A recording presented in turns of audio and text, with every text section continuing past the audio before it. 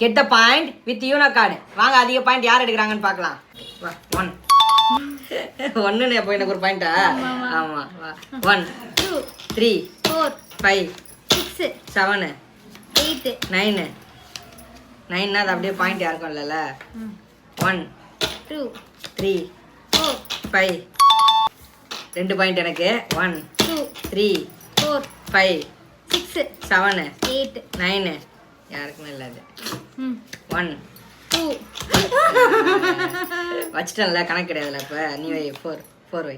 4 5 6 7 8 9 படுத்து அவ்வளோதான்.